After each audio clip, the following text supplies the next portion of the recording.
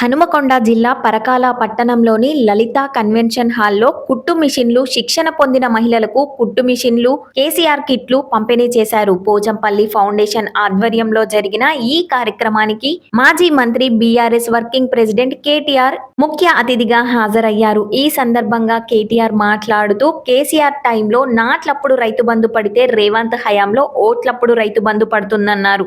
ఉద్యోగాలు కొల్లగొట్టే ప్రయత్నం చేస్తున్నారు. విద్యార్థులకు ఇస్తానన్న స్కూటీలు ఎక్కడ పోయాయని ఎద్దేవా చేశారు. స్థానిక సంస్థల ఎన్నికల్లో టీఆర్ఎస్ ను ఆశీర్వదించండని కోరారు. ఈ కార్యక్రమంలో బండ ప్రకాష్, మాజీ ఎమ్మెల్యే చల్ల ధర్మారెడ్డి, ఎమ్మెల్సీ పోచంపల్లి శ్రీనివాస్ రెడ్డి, మాజీ ఎమ్మెల్యే శంకర్ నాయకులు పాల్గొన్నారు.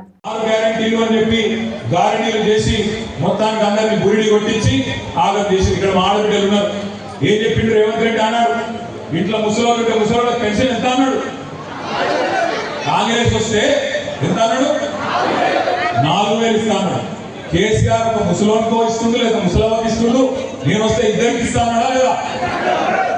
అత్తకు 4,000, కోడలకు 2,500 ఇస్తా అన్నాడా? అంటే కోడల ఖాతాలా పట్టాలు స్పెషల్ ఇచ్చిందా ప్రకాష్ రెడ్డి? లేదా ఎంత బాకీ మరి మీకు 20 నెలలు అయింది ప్రభుత్వం వచ్చి. ఎంత బాకీ? ఒక్కొక్క నెలకు 2,500, 20 నెలలు ఎంత బాకీ? ఒక్కొక్క ఆడబిడ్డకు రాష్ట్రంలో రేవంత్ రెడ్డి గారు ఈ ప్రభుత్వం ఉంది. ముగులపల్లి కూడా పోవాలి, అక్కడ కూడా ప్రోగ్రామ్ ఉంది అని అన్ని చూస్తా ఉన్నాడు. చూస్తుంటే కూడా ఇక్కడ ధర్మాన్ని ఇంటలేడు. మధ్యలో మైక్లో మాట్లాడి చాలా కాలం అయినట్టుంది. అందుకే అర్ధగంట మాట్లాడుతా అన్నాడు, 40 నిమిషాలు మాట్లాడి. వాస్తవం అన్ని విషయాలు చెప్పి నేను మూడే విషయాలు చెప్తా. ఒకటి, తమ్ముడు శ్రీనివాస్ రెడ్డి గట్టిగా చప్పట్లతో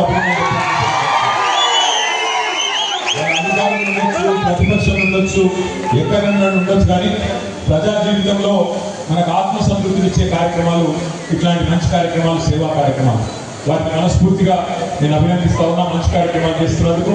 అదేవిధంగా భవిష్యత్తులో మీరు మరింత వరంగల్ అంటే అజంజాని నిలు గుర్తొచ్చేది ఒకనాడు.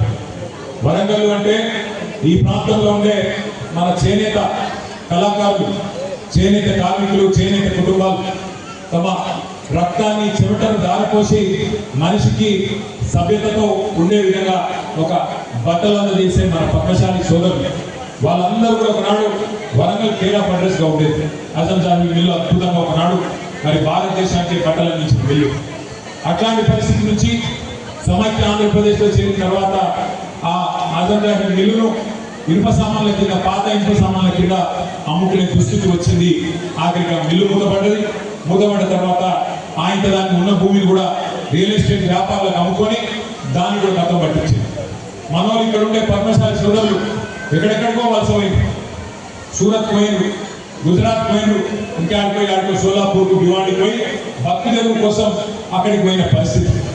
మొత్తం తరతరాలు బట్టలు వేసిన వాళ్ళు, తరతరాలు నైపుణ్యం ఉన్నోళ్ళు, అద్భుతమైన కళాకారులు ఇక్కడ బతుకుదెరువు లేక ఆనాడు వలసపోయిన పరిస్థితి. అందుకే పెద్దలు కేసీఆర్ గారు ఒకటే మాట చెప్పిండు, తెలంగాణ వచ్చినాక మళ్ళా వాళ్ళందరూ వాపసు వచ్చేటట్టు, అజంజాని మిల్లును మరిపించేటట్టు ఇదే వరంగల్ జిల్లాలో భారతదేశంలోనే అతి పెద్దదైన కాకతీయుల పేరుతో Kakatiya mega textile park October 2017లో ఇక్కడే మీ పరకాల నియోజకవర్గంలోనే ఆనాటి మీ శాసనసభ్యులు చల్లా ధర్మారెడ్డి గారి చొరవతో సంఘం గీసుకొండ ఈ 2 మండలాల మధ్యలో 14-15 ఎకరాల స్థలాన్ని కడుపు తలబెట్టిండో, కాలు పట్టుకున్నాడో, ఏం చేసిండో రైతుల దగ్గర పోయి మొత్తానికి అందరినీ ఒప్పించి మెప్పించి భారతదేశంలోనే అతి పెద్దదైన పార్కును మన రాష్ట్రంలో మనం పెట్టుకున్నాం. సంవత్సరంలోనే టెండర్ పిలిచిండ్రు, ఫైనల్ చేసిండ్రు. 137 కోట్లు ఖర్చు అయితే కాలువలు, కానీ ఒప్పందం కూడా చేసుకున్నారు. జనవరి 24 నాడు ఒప్పందం అయింది. సరిగ్గా 2 నెలలు కూడా తిరగలేదు. మార్చి 22 నాడు ఆ ఒప్పందం రద్దు చేసి, లేదు దీనికి 137 కాదు, దీనికి 297 కోట్లు కావాలని చెప్పి 160 కోట్లు పెంచి కాలువలు అవ్వలే, తట్టడు మట్టి తీయలే, ఒక్క ఇటుక వేరవలే.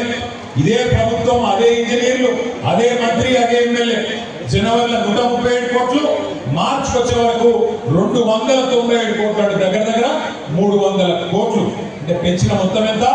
160 కోట్లు పెంచి అందులో డబ్బులు దొబ్బే ప్రయత్నం ఈ జిల్లాలో ఉండే మంత్రులు, ఈ జిల్లాలో ఉండే కాంగ్రెస్ ఎమ్మెల్యేలు చేస్తున్నారనే మాట నేను చెప్తా ఉన్నా. మనమేమో పార్కు కట్టి ఉద్యోగాలు ఇవ్వాలి, పార్కు కట్టి ప్రజలకు మేలు చేయాలని మనం చూస్తే అదే పార్కులో ఒక మూలకెళ్ళిపోయే కాలువల 170 కోట్లు 160 కోట్లు దండుకునే ప్రయత్నం ఈ దండుపాలెం బ్యాచ్ ఇక్కడ ఉన్న వాళ్ళు చేస్తున్నారు అనే మాట మనం కనుక జాగ్రత్తగా లేకపోతే, అడగకపోతే, నిలదీయకపోతే, తప్పకుండా ప్రశ్నించకపోతే మరి ఈ దోపిడీ ఆగది. నేను శాసనసభలో, శాసన మండలిలో రాబోయే రోజుల్లో ఈ అంశాన్ని తప్పకుండా మేము లేవనెత్తుతాం. తప్పకుండా మీ పరకాలలో జరుగుతున్న ఈ దోపిడీ గురించి తప్పకుండా రేవంత్ రెడ్డిని గల్లబట్టి అడుగుతామనే మాట నేను మీరు చెప్పింది ఇప్పుడు మంచి మాట. ఇక్కడ ఎవరికైతే శిక్షణ వచ్చిందో, ఇక్కడ శిక్షణ పొందుతున్న ఆడబిడ్డలు ఉన్నారో మీ అందరికీ అదే పరిశ్రమలో మీకోసం పెట్టింది. మరి మీకోసం తప్పకుండా అక్కడ ఉద్యోగాలు వచ్చినట్టు చేసే బాధ్యత కూడా మేము తీసుకుంటాం. తప్పకుండా పరిశ్రమలతో మాట్లాడతామని చెప్పి కూడా నేను 3005 అన్నాడు కేసీఆర్ గారి ప్రభుత్వం ఉన్నప్పుడు పథకాలకు మంజూరైతే వాళ్ళందరూ అక్కడక్కడ కుక్కలు తవ్వుకున్నారు, అక్కడక్కడ స్లాబ్లు వేసుకునే దాకా, గోడలు ఎట్టే దాకా పోయింది. ఇలా వాళ్ళందరినీ సతాయిస్తా ఉన్నారు. అరే మీరు దానికి కావాలంటే పేరు మార్చుకోండి, గృహలక్ష్మి పేరు మార్చుకొని ఇందిరమ్మ పెట్టుకుంటారా, సోనియమ్మ పెట్టుకుంటారా, ప్రియాంక పెట్టుకుంటారా, రేవంత్ రెడ్డి బిడ్డ పేరు పెట్టుకుంటారా, పేదలు కట్టేందుకు కొడుతున్నారు మీరు, వాళ్ళకెందుకు మీరు ఆలోచిస్తున్నారని చెప్పి ధర్మారెడ్డి గారు మరి అడిగితే స్పందన లేదు. కోర్టుకు పోయి మీ అందరి తరఫున కోర్టుకు పోయి కొట్లాడితే కోర్టు కూడా చెప్పింది ఏదో రకంగా వీళ్ళని ఆదుకోవాలని చెప్తే ఇప్పటిదాకా దాని మీద కూడా సాటిస్ఫాక్షన్ లేదు. ఈ ప్రభుత్వాన్ని వదిలిపెట్టాం. అసెంబ్లీలో కానీ మండలిలో కానీ తప్పకుండా నిలదీస్తాం. మరి ఎక్కడికక్కడ ఈ జిల్లా ఇన్ఛార్జ్ మంత్రి కూడా గృహ నిర్మాణ శాఖ మంత్రి ఉన్నాడు, ఆయన కూడా కలుస్తాం, ఆయన కూడా అడుగుతాం. పరకాలలో ఉండే ఆ 3000 మంది గృహలక్ష్మి లబ్ధిదారులు ఎవరైతే ఉన్నారో వాళ్ళకు న్యాయం జరిగేదాకా మేమందరం కూడా నేను కోరుతా ఉన్నాం. తన సొంత ఊరున్న వరికోలు, తన సొంత నియోజకవర్గమైన పరకాలలో 500 మంది ఆడబిడ్డలకు మరి నా చేతుల మీదుగా కుటుంబశ్రీ అందజేస్తున్న మా తమ్ముడు శాసన మండలి సభ్యుడు యువ నాయకుడు మీ అందరికీ ఆప్తుడు పోచంపల్లి శ్రీనివాసరెడ్డి గారికి, శాసన మండలి ఉపాధ్యక్షులు మీ అందరికీ ఆప్తులు అన్న బండా ప్రకాష్ గారు, గౌరవనీయులు